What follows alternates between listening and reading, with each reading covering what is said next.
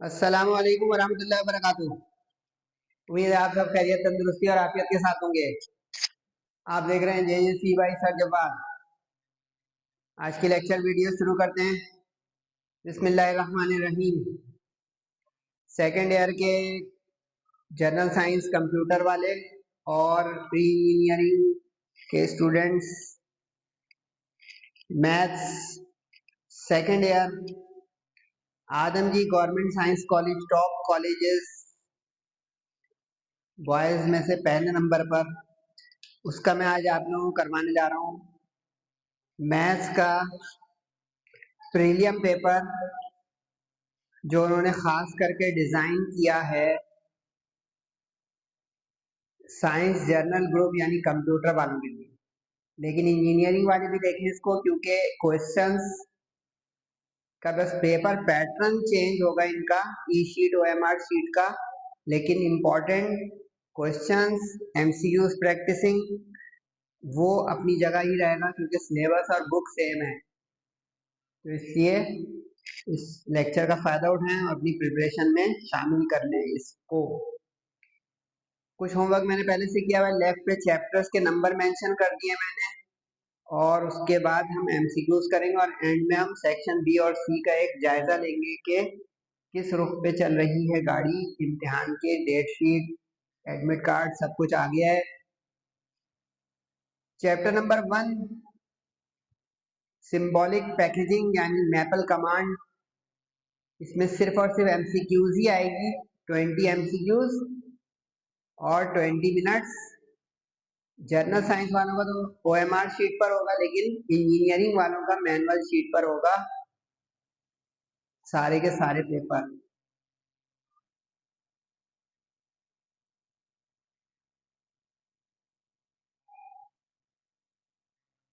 अच्छा, ये बड़ी खबरें गर्दिश कर रही हैं कि कॉन्सेप्चुअल पेपर्स होंगे, तो इसके लिए जवाब ये है कि MCQs पे खास तवज्जो रखें, क्योंकि मैथ्स में कॉन्सेप्चुअल सिर्फ यही एक चीज़ है।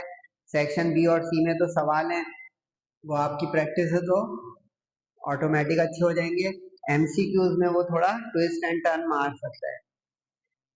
Chapter 1 to differentiate the function 5xy with respect to x twice Maple command should be. अब इसमें आपको वैसे तो रट्टाफिकेशन है, लेकिन मैंने कई वीडियोस में, मॉडल पेपर है, लास्ट ईयर भी मैंने इस तरह के जो है काफी सारे, बुक के पेज नंबर 6 पे पूरा एक टेबल बना हुआ है, वो आप जाके देखें। उसमें से आपको ये MCQs मिल जाएंगे, क्योंकि चैप्टर 1 के एंड में एक्सरसाइज में MCQs नहीं है। इसकी ट्रिक ये होती है कि इसमें आपको देखना है 5xy, तो जिसमें 5 फिर स्टेरिक फिर स्टेरिक, क्योंकि मैपल कमांड जो है वो सिंबॉलिक यानी कंप्यूटराइज्ड है। तो अब देखिए इसमें ये आ गया 5.x.y, इस तरह पहले पहुंचेंगे और फिर देखेंगे ट्वाइस है, थ्राइस है, क्या है, तो $x लिखा हुआ होगा। अब अगर यहाँ पे थ्राइस होता तो $3 वाला ढूंढ लेते। ये इससे पता चल रहा है कि कितने टाइम हमारी डिफ्रेंसिएशन है, और ये ग्रेटर का निशान जरूर होना चाहिए, अगर नहीं है तो वो भी अचानक से एक सिंटेक्स एरर का धोखा दे देगा। सेकंड MCQ भी इसी चैप्टर के, to create 2x3 matrix, 2x3 यानी जिसमें 2 रो और 3 कॉलम हो, with 1 2 3 4 5 6 in first and second 2 rows respectively, यानी इस तरह की मैट्रिक्स बने 1 2 3 4 5 6। देखिए 2 रो और 3 कॉलम हो गए, 2 रो हो गई और 3 कॉलम हो गए। इसकी जो है पहचान ये होती है कि आप देखें मैट्रिक्स तो सब में ही लिखा हुआ है, सही है। इसमें आप पकड़ेंगे ब्रैकेटों के जरिए। इसमें आप देखें स्क्वायर ब्रैकेट है बाहर, इसमें स्क्वायर ब्रैकेट है और फौरन अंदर वो एलिमेंट्स के 2 स्मॉल ब्रैकेट्स आ रहे हैं, ठीक है। इसमें स्मॉल ब्रैकेट है और फिर अंदर स्क्वायर ब्रैकेट आ गया। तो इसका जो मैपल कमांड है वो कहता है कि पहले स्मॉल ब्रैकेट, देखिए इसकी ट्रिक होती है, ये देखिए जो कंप्यूटर वाले हैं उन्हीं का तो पेपर है, लेकिन इंजीनियरिंग वाले देखें ये स्मॉल ब्रैकेट नजर आ रहे हैं, ये जो है ना C लैंग्वेज हो या कमांड्स हो उसके लिए चलता है। तो इसलिए देखिए इसमें स्मॉल ब्रैकेट जिसमें बाहर ना, पहले तो इसमें इन दो में 50-50 हो गया, ये हो ही नहीं सकता जो इसमें स्क्वायर ब्रैकेट से शुरू हो रहा है, ठीक है। अब स्मॉल ब्रैकेट के अंदर आपको मजीद फिर देखना है कि पूरे जो मैट्रिक्स है वो एक है, तो उसके अंदर एक स्क्वायर ब्रैकेट हो जो उस मैट्रिक्स के लिए हो जाएगा, सही है। और फिर उसके अंदर जो दो रॉस बनेगी वो एक और फर्दर, इसमें आपको नजर आ रहा है इसमें दो स्क्वायर ब्रैकेट है, इसमें एक है, तो ये पहला वाला तो मैट्रिक्स के लिए, दूसरा वाला उसके एलिमेंट्स की रॉस के लिए। इस तरह इसका ऑप्शन हो गया फर्स्ट और सेकंड वाला। तो ये देखिए लेक्चर के तौर पर मैं बयान कर रहा हूँ, तो इसका फायदा उठाएं, सिर्फ रटेंगे तो मुश्किल हो जाएगी। अच्छा, नीचे जो है तकरीबन सारी की सारी एमसीक्यूज एक्सरसाइज की है, लेकिन जिन लोगों ने एक्सरसाइज समझ के नहीं किया मेरे साथ समझ के करने थोड़ा। फंक्शन जो है उसकी रेंज है, जिसको रेंज कहते हैं, रेंज है रियल नंबर की -1 से 4 तक, ठीक है, यानी इसको कहेंगे -1 to 4। अब आगे वो कह रहे हैं कि फंक्शन है एक्स स्क्वायर, फिर कह रहे हैं कि एफ एट -3 बताओ, यानी एफ एक्स, यानी इसका मतलब है एक्स -3 रखो इसमें। अब आपने इसमें -3 को रख के स्क्वायर किया तो ये तो 9 आ गया। अब 9 इसका मेंबर ही नहीं है, इस हमारे जो रियल नंबर की रेंज है उससे बियॉन्ड हो गया, 4 से आगे चला गया ना 9। तो अब इसमें एक स्टूडेंट 9 ले भी लेगा, ये वाला गलत हो जाएगा, क्योंकि जो इस फंक्शन की रेंज है वो -1 to 4 है, इसलिए हम कहेंगे डज नॉट एग्जिस्ट। लेकिन अब इसी के साइड पे आप लिखेंगे, फर्ज करें यहाँ पे -2 दे देता, क्यों दे देता f-2, तो उसका आ जाता 2 का स्क्वायर 4। अब 4 यहाँ पे है, तो अब इसमें 4 वाला अगर ऑप्शन होता ना तो वो ऑप्शन हो जाता। पॉइंट समझ रहे हैं, ये वाला उसमें डज नॉट एग्जिस्ट नहीं जाता। तो ये है समझने की बात। चैप्टर 2 चल रहा है ये functions and limits. 1 minus x की पावर 1 ओवर एक्स और इसकी लिमिट टेंड्स टू 0, इसकी एक आइडेंटिटी होती थी बेटा, आप लोगों को सबको याद होगी कि चैप्टर 2 का तो सेक्शन सी में आ रहा है जनरल साइंस वालों का, और वो होता था ये कि 1 प्लस एक्स की power 1 over x is equal to e.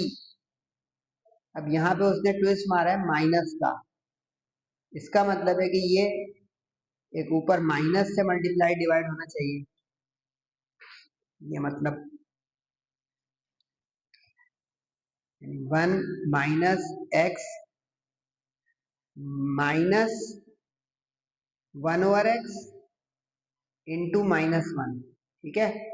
अब ये वाला तो जो चीज यहाँ पे आ रही है यहाँ पे रेसिप्रोकल होगी, लेकिन अब यहाँ पे देखिए एक -1 आ गया, इसका मतलब हो गया ये ई के ऊपर -1, यानी 1 ओवर ई।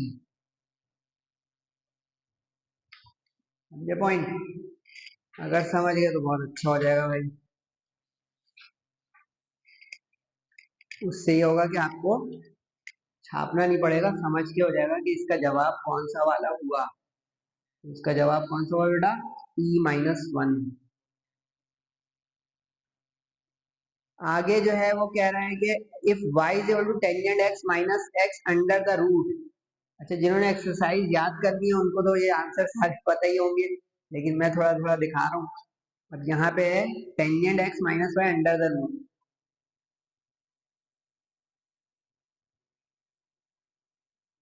इसकी आप स्क्वायरिंग बोथ साइड कर दें, ये हो जाएगा y square is equal to tangent x minus y, ठीक है। अब डिफ्रेंशिएट करें इम्प्लिसिटली, तो 2y into y dash is equal to tangent का क्या होता था बेटा? सीकेंड स्क्वायर एक्स, और y का हो जाएगा, अब y एक जगह कर लें, ये हो गया 2y y dash plus y dash is equal to secant square x. Y dash का मतलब चल रहा है dy बाई डी एक्स, ठीक है। कॉमन ले लें तो 2y प्लस 1 सीकेंड स्क्वायर एक्स, तो हमारा आंसर आ गया सीकेंड square x upon 2y plus 1, समझे? यानी इसका ऑप्शन हो गया ये लास्ट वाला। थोड़ी मेहनत करें तो एक एक मिनट आधे आधे मिनट में एक एमसीक्यू हो जाएगी। चैप्टर 3 ये शुरू हो चुका है जिसका नाम था डिफरेंशिएशन। आगे कह रहे हैं एक फंक्शन है ln ऑफ 2x और आगे कह रहे हैं कि जी जो है वो एफ का इन्वर्स है। ये तो फर्स्ट ईयर का इसमें चैप्टर 8 का तड़का आ जाएगा भाई, इन्वर्स फंक्शन जो हम निकालते थे। उसके बाद वो कह रहा है जी डैश एक्स बताओ। इसकी ट्रिक याद है कुछ क्या होती थी? इसकी ट्रिक होती थी कि ये फंक्शन ऑफ एक्स तो वाई होता था, y as a function of x. ठीक है, अब इसका मतलब हो गया वाई है ln 2x,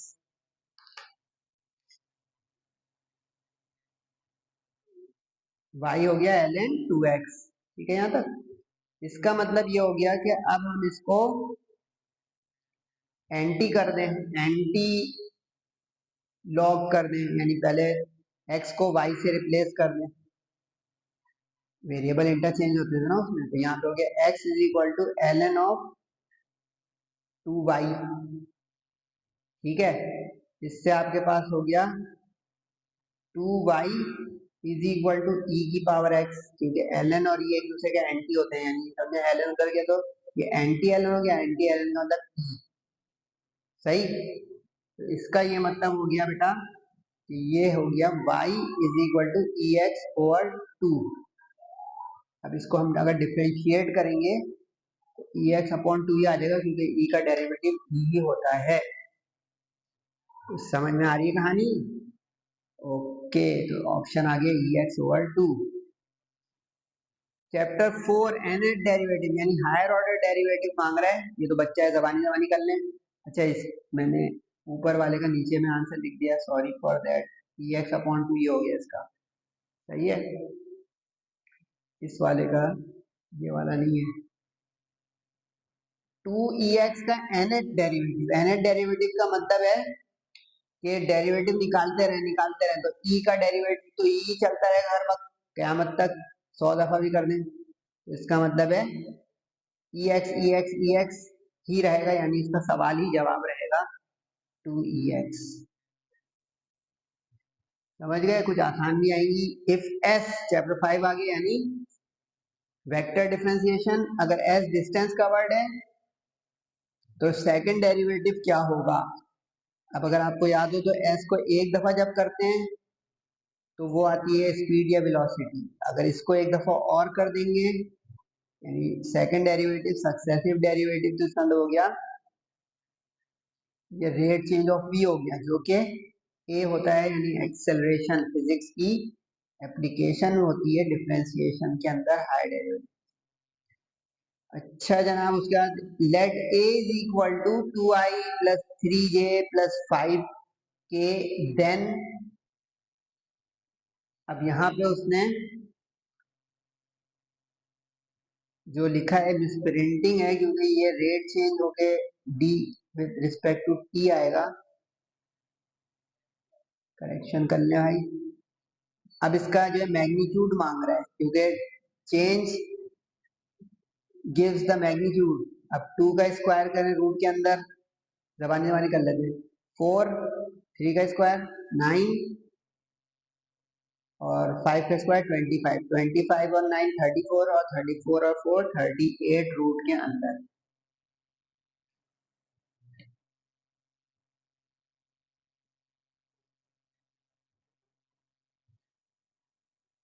सही है। उसके बाद जो है chapter 6 integration, chapter of the second year maths. वो कह रहे 2 ई के का मतलब हो गया कांस्टेंट। इसको जरा समझिएगा। MCQs number 10। 2 ई के, अब के जो है कोई रियल नंबर है तो कांस्टेंट हो जाएगा, E2 हो, E3 हो, E4 हो, फिर हमें तो EX को कहते हैं हम वेरिएबल। सही है, और डिफरेंशिएट करना है विद रिस्पेक्ट टू x, तो इसमें कांस्टेंट ही कांस्टेंट आ जाएगा। ये हो गया 2 भी बाहर और EK भी बाहर, तो कोफिशिएंट या कांस्टेंट पे इंटीग्रेशन नहीं लगती। तो इसका जवाब हो गया 2 EK इंटू एक्स प्लस सी इंटू एक्स EK। इसमें मिसप्रिंटिंग है, उनके कॉलेज के पेपरों में कुछ यहाँ पे प्लस सी आना चाहिए था, यहाँ पे प्लस सी आना चाहिए था, कांस्टेंट ऑफ इंटीग्रेशन। लेकिन बोर्ड एग्जाम में इतनी नहीं होती मिसप्रिंटिंग्स। आप बिल्फर्स हो तो अच्छे पढ़ने वाले स्टूडेंट हैं आप लोग, आवाज लगाइएगा इन्विजिलेटर को कि हमें इसमें मिसप्रिंटिंग लग रही है। अगली एमसीक्यूज तो रेडीमेड फॉर्मूले, अगर आपने ट्रिग्नोमेट्रिक सब्स्टिट्यूशन और इनवर्स वाले क्वेश्चन किए, ए स्क्वायर प्लस एक्स स्क्वायर, ये सीधा सीधा होता था टेंजेंट इनवर्स का, लेकिन अब देखिए सब में टेंजेंट इनवर्स है, दो में इसमें 1/a करके होगा। सिर्फ साइन इनवर्स का जो फॉर्मूला होता है उसके अंदर ए 1 वाला नहीं होता, यानी अब यहाँ पे होता है ना रूट ए स्क्वायर माइनस एक्स स्क्वायर, तो ये होता है सिर्फ साइन इनवर्स x/a। और एक होता है सेक इनवर्स का, सेक इनवर्स वाले में ये वाला जो ऑप्शन है ये उस वक्त आएगा जब यहाँ पे रूट के बाहर x होता है और रूट में होता है x square minus a square. तीन फॉर्मूले, तीनों याद कर लीजिएगा भाई।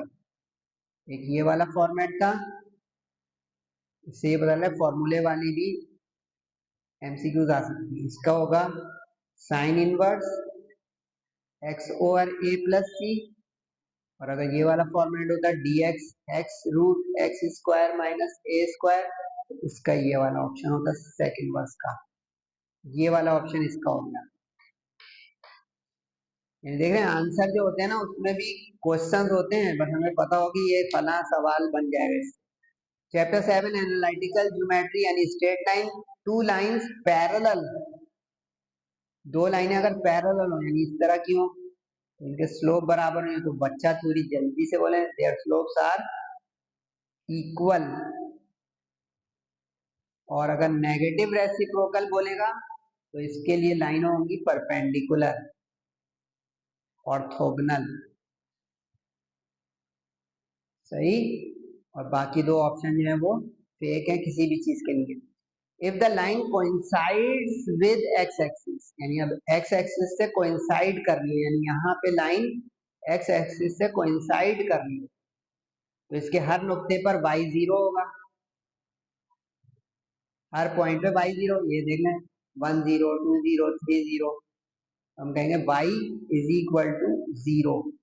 इसी में आप साइड में लिखेंगे कि यहाँ पे आप इससे कोइंसाइड लिखा था, अगर वो क्या था पैरेलल टू एक्स एक्सिस, अब पैरेलल वाली लाइन तो ऐसी होगी, इसमें ये मत ऑप्शन ले लीजिएगा, इसमें अब y is equal to constant रहेगा, या दूसरे लफ्जों में y is equal to b आएगा, क्योंकि अब ये क्या पता 2 हो, क्या पता 3 हो, नीचे की तरफ है पैरेलल, यानी बिलो एक्स एक्सिस तो -1 हो -2 हो, यानी ये वाला जो है ये पैरेलल टू y एक्सिस का है, यानी जो y के पैरेलल होती है उसमें x होता है y नहीं होता, ये पैरेलल टू x का है, जो x के पैरेलल होती है उसमें y होता है x नहीं होता। और 0 0 तो ये कोइंसाइड विद एक्स एक्सिस है, ये कोइंसाइड विद वाई एक्सिस। समझ रहे हैं बच्चों?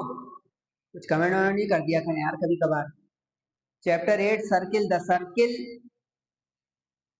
अब ये सर्किल हम सूंघ के बताएं, कैसे बताएं भाई कि ये सर्किल कैसा है, इसकी भी पहचान होती है, ठीक है।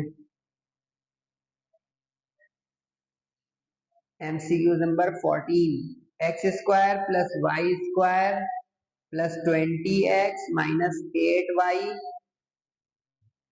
Plus 16 is equal to 0। इसकी पहचान ऐसी होती है कि इसको पहले 2gx की शक्ल में ले आए आप, तो ये हो गया 2 इंटू 10, सही है। ये हो गया 2f की शक्ल में लाए 2 इंटू 4, सही। और ये है 16। अब आपको देखना है कि ये जो 16 है यानी c, जो c है ये किसके स्क्वायर के बराबर है, 10 का स्क्वायर या 4 का, तो आपको मिल गया कि 4 का स्क्वायर। तो गेम ये बनी कि अगर c एफ स्क्वायर के बराबर हो या c जी स्क्वायर के बराबर हो तो उससे कुछ तय होता है। अगर आपने क्वेश्चंस किए हैं चैप्टर 8 के तो आपको अंदाजा है इससे कि क्या तय होता है। ये तय करवाते हैं टचिंग वाई एक्सिस, इसमें एफ आ गया ना, और ये टचिंग होता है एक्स एक्सिस। तो हमारा जो सवाल था वो क्या था बेटा, 16 वाला जो कि स्क्वायर है इस यहाँ के 4 का, तो इस बुनियाद पे हम कहेंगे टचिंग क्या है वाई एक्सिस। साइड पे लिख लें कि इसकी ट्रिक क्या हुई बेटा कि अगर तो सी एफ स्क्वायर के बराबर है तो अगर सी जी स्क्वायर के बराबर है, ठीक है, और कट बाई एक्सिस की तो कोई कहानी हो, पासिंग थ्रू ओरिजिन अगर होगा तो हैज नो कांस्टेंट टर्म, यानी has c zero, no constant term. जिस सर्किल में कांस्टेंट टर्म नहीं होती इसका मतलब वो ओरिजिन से गुजरता है। और एक होता है जो ओरिजिन पर सेंटर रखता हो, ऐसा इसमें ना एक्स होगा ना वाई होगा, सिर्फ एक्स स्क्वायर वाई स्क्वायर और कांस्टेंट होगा सेंटर एट ओरिजिन। समझ पा रहे हैं? The length of tangent to the circle from this point is. अब इसके लिए पहले इसको डिफ्रेंशिएट करें खुद ही, जो आएगा उसके अंदर 5 2 रख देंगे आप लोग। जी नहीं, ये गलत हो रहा है क्यों? क्योंकि लेंथ ऑफ टेंजेंट मांग रहे हैं। लेंथ ऑफ टेंजेंट का तो फॉर्मूला होता है, सीधा सीधा वो लगाया, छोड़ा। लेंथ ऑफ टेंजेंट होता है रूट के अंदर इक्वेशन का फॉर्मूला, यानी कि रूट के अंदर x square plus y square, ये 1 1 हो गया पॉइंट, ठीक है। इसी तरह 2g(x1) plus 2f(y1) plus c। अब इसके अंदर 5 2 पॉइंट जो है वो रख दें जल्दी से और फारिग कर दें। अब 5 का स्क्वायर 25, 2 का स्क्वायर 4, जी और एफ क्या है सवाल में, उससे निकालने जी एफ सी। एक्स वाली टर्म ही नहीं, इसका जी जीरो है, ये वाला इसका जीरो हो गया। 2fy, 2fy f1 है तभी 2 1 2 हो गया, f को 1 रख दें और c को -1 रख दें।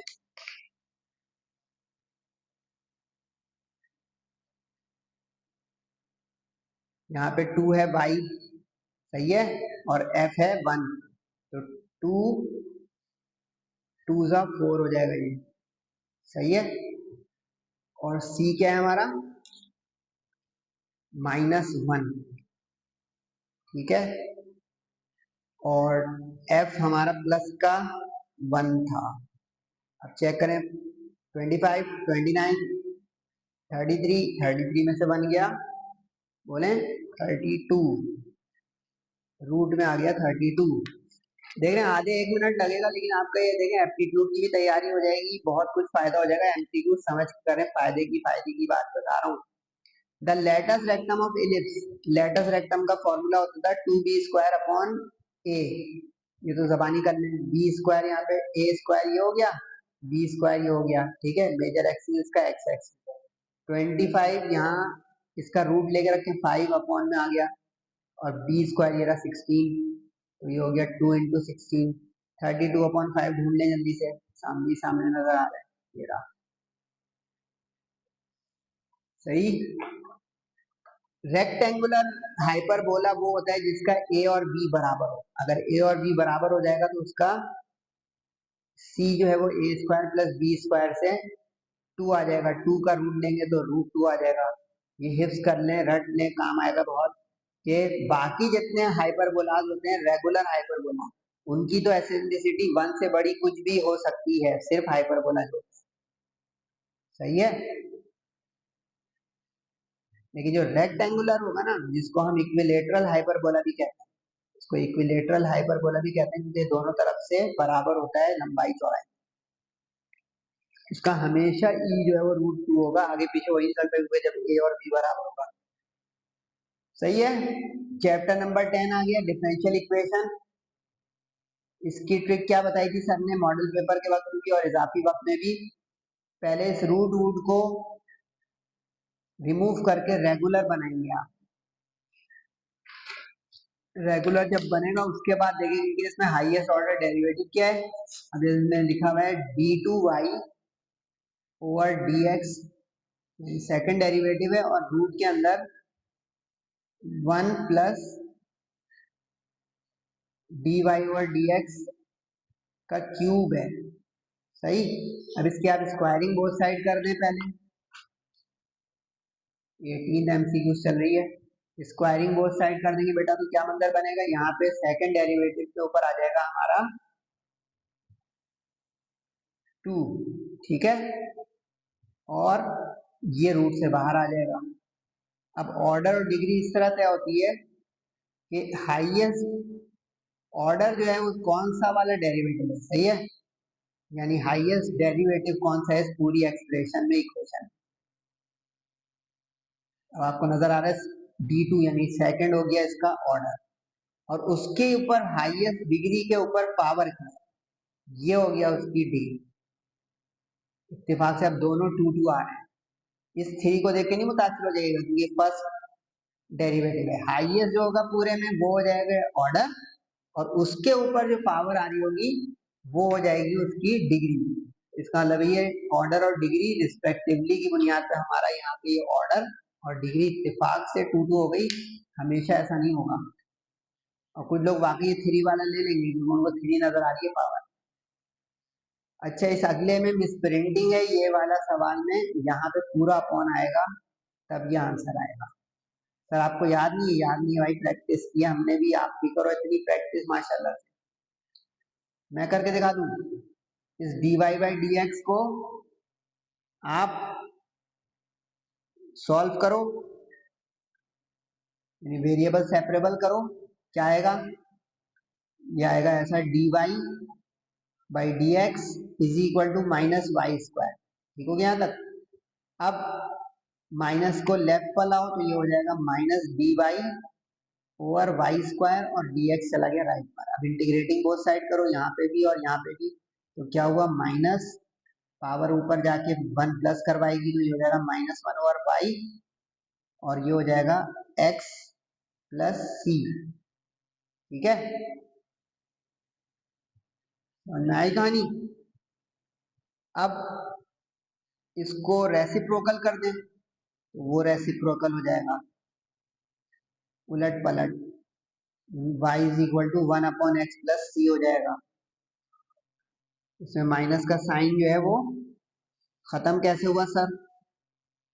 इसलिए खत्म हुआ कि ये माइनस है और अंदर वाले का भी तो एक माइनस आया, मिलकर प्लस हुआ, नहीं समझे? यानी ये माइनस और ये हुआ y के ऊपर माइनस टू, ये हुआ माइनस, और ये हो गया y minus one upon minus one, तो ये खत्म होके वन अपॉन वाई प्लस का आया ना बेटा, समझ गए? इस तरह हमारा ऑप्शन तो ये, लेकिन मिस प्रिंटिंग से इन्होंने ऊपर नीचे अलग अलग। ठीक है, आखिरी 12वां जो चैप्टर है हमारा मैथमेटिकल या न्यूमेरिकल मेथड बच्चों वाली के, सब इंटरवल जो है मल्टीपल होते हैं किसके, सिम्पसन 1-3 में, बताएं 2 के। ट्रेपेजॉइडल बोलेगा तो उसमें 3 का मल्टीपल होना चाहिए। ठीक है, अगर जो है वो सिम्पसन 3-8 बोलेगा उसमें भी 2 का ही मल्टीपल आएगा। तो ये 20 एमसीक्यूज अच्छी थी, मॉडरेट थी, ज्यादातर एक्सरसाइज की थी, लेकिन बोर्ड में सारी एक्सरसाइज से आए जरूरी नहीं है। चले गए, ये अच्छा नहीं किया आप लोगों ने। जल्दी से अब ये देखें मेरे साथ रहने वाले कि सेक्शन बी और सी का मंजर क्या है, और इंजीनियरिंग वाले इसका फायदा उठाएं, अपनी बुक में मार्किंग करें जल्दी जल्दी और प्रैक्टिस शुरू कर दें। जहां जहां सर डबल टिक लगाएं कि ये एक्सपेक्टेड सवाल है, मैंने आपके लिए बहुत काम किया हुआ है, आप अब अपने लिए काम करें कि कौन सा किस चैप्टर एक्सरसाइज का है। अब ख्याल रहे कि जो मेडिकल वो सॉरी कंप्यूटर साइंस वाले हैं उनको 10 सवाल करने, 10 ही होंगे, अंदर अंदर और इंजीनियरिंग वालों को 13 में से 10 करना होगा। ठीक है, पहला जो है चैप्टर 2 का है, चैप्टर 2 का इंजीनियरिंग वालों का जो है यहाँ पे 2 पार्ट होंगे, इनका सेक्शन सी में भी होगा। ठीक है, डेरिवेटिव ऑफ फंक्शन एब इनिशियो और डेफिनेशन से बिल्कुल एक्सपेक्टेड सवाल है। कंटिन्यूटी ऑफ द फंक्शन, ये जो है बुक जैसा है लेकिन बुक का नहीं है, लेकिन आप कंटिन्यूटी को चेक कर सकते हैं अपने तौर पर अगर चाहें तो। इस पे मैंने टिक नहीं लगाया, लेकिन इसकी प्रैक्टिस की जा सकती है। सही है, बेसिक डेफिनेशन वाला सवाल ये, इसको जो है मैंने क्यों नहीं दिखा, ये तो बिल्कुल वर्ड टू वर्ड बुक का सवाल है भाई। ये है एक्सरसाइज 6.6 का, एक्सरसाइज 6.6 में मौजूद है ये। ठीक है, और ये वाला सवाल 6.6 का 3 का 5 है, और ये वाला जो है ये 6 पॉइंट, अब देखिए यहाँ से आना शुरू हो गया आइदर पार्ट ए और बी, ये ध्यान रखना है जनरल साइंस वाला, ए करें या बी करें, ए करें या बी करें, जहां जहां ये लिखा होगा उसमें आपको अपनी ई शीट पे ब्रैकेट में ए या बी लिखना होगा। ये 6.3 का क्वेश्चन है, यहाँ पे मैंने गलती से 6.6 लिख दिया है। 6.3 में आपको सवाल मिल जाएगा, लेकिन जो पोजीशन मैंने लिखी है उस पोजीशन पे नहीं मिलेगा। अगर आप लोग मेरे साथ आधा मिनट है तो मैं आपको जल्दी से बता देता हूँ ये कहाँ पे है। 6.3 में ये इन्होंने दिया है टेंजेंट क्यूब और सेक क्यूब, टेंजेंट क्यूब और सेक क्यूब का सवाल।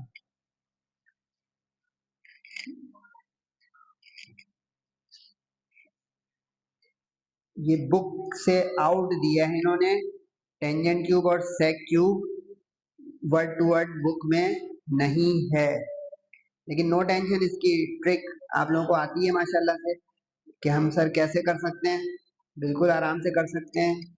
इसमें से आप यूं करेंगे, हिंट दे देता हूँ, ये 6.3 जैसा है 6.3 का नहीं है, सही है, लाइक लिखने इस पे।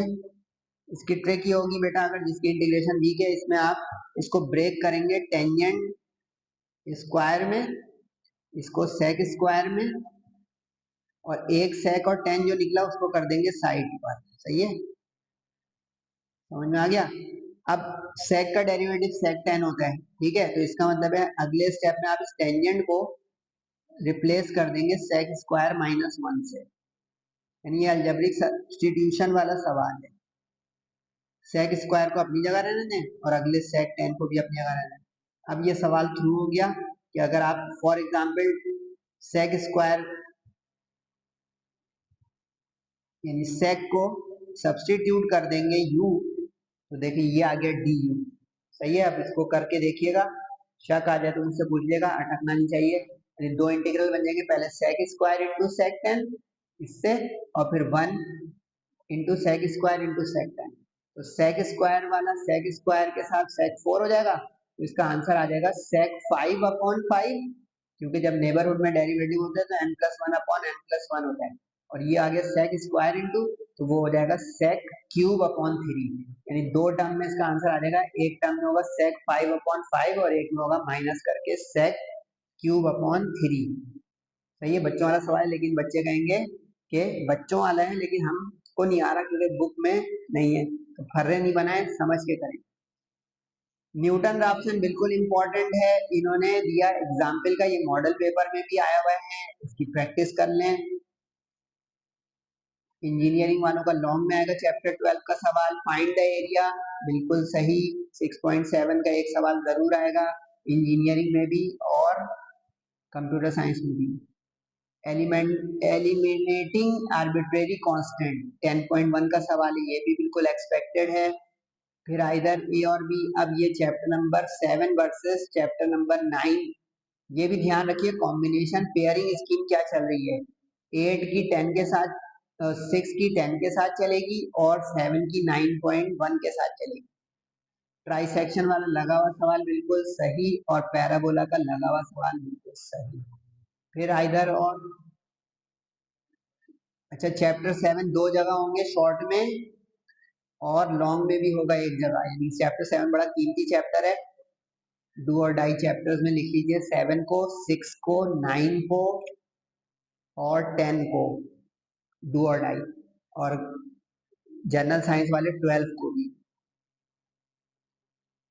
एल्टीट्यूड थ्रू वर्टेक्स बी 7.6 बिल्कुल सही। Equation of circle passing through and radius 8.2 का, देखिए ये 7 और 8 के साथ कॉम्बिनेशन बन रहा है, वो 7 और 9 के साथ। फिर आइदर और hyperbola with centre at this eccentricity, बिल्कुल सही 9.5 का सवाल। और साथ में उसने अब चैप्टर 8 का कॉम्बिनेशन बनाया है, ख्याल है चैप्टर 8 में से लॉन्ग नहीं आएगा, ना इंजीनियरिंग में ना जनरल साइंस में। इक्वेशन ऑफ टेंजेंट, ये सवाल थोड़ा सा अनएक्सपेक्टेड है लेकिन प्रैक्टिस कर लें, बच्चों वाला है। उसके बाद पार्शियल डिफरेंशिएशन, आसान सवाल, और मैक्लॉरेंस यानी चैप्टर 4 का उसने दे दिया मिसप्रिंटिंग के साथ, यहाँ पे function of x is equal to है, उसकी फर्स्ट थ्री टर्म्स 4.2, तो ये सेक्शन भी तो बिल्कुल लगा हुआ लग रहा है, बस जनरल साइंस कंप्यूटर वाले ये मोहतात रहे कि पेयरिंग स्कीम के लिहाज से देखने क्या मंजर है। चैप्टर 2 वाले में और नहीं होगा, सही है। चैप्टर नंबर 5 वाले में और नहीं होगा, चैप्टर नंबर 6 वाले में और नहीं होगा, 3 और नहीं होंगे, ठीक है। चैप्टर नंबर 2, चैप्टर नंबर 5 और चैप्टर नंबर 6, नो और। तो ये डू और डाई बन जाएगा क्योंकि टोटल है ही 10 पार्ट भाई, नीचे के 7 पार्ट में और हैं, ऊपर के 3 में नहीं है। तो ये ख्याल रहे कि अगर हमने प्रैक्टिस सही नहीं की तो काम हो जाएगा गड़बड़। और चैप्टर 3 भी लिख लें। जो फर्स्ट प्रिंसिपल एब इनिशियो या डेफिनेशन वाला है उसमें भी और नहीं होगा। देखिए एक ये रहा ऊपर पार्ट, दूसरा ये रहा, तीसरा ये रहा, चौथा ये रहा। 4 में और नहीं होंगे, 6 में होंगे। सेक्शन सी इंटीग्रेशन का सवाल है, 6.4 सही है, ओनली बाई पार्ट्स। ये आ गया पार्शियल फ्रैक्शन वाला सही, और ये डेफिनेट में से आ गया 6.6, बिल्कुल लगा हुआ सवाल है। अच्छा इसमें भी ध्यान रहे 5 सवाल करने हैं, ठीक है, और है ही 5, अंदर अंदर और होगा। इंटीग्रेशन वाले में इस तरह से चॉइस होगी कि 3 में से 2 करें, सही है। लिमिट वाले में आगे पीछे ए और बी से करें। अच्छा लिमिट वाले में उन्होंने एक गड़बड़ की है, फिर मिसप्रिंटिंग कह सकता हूँ इसको, इसमें तीसरा भी होगा, 3 में से 2 करने होंगे।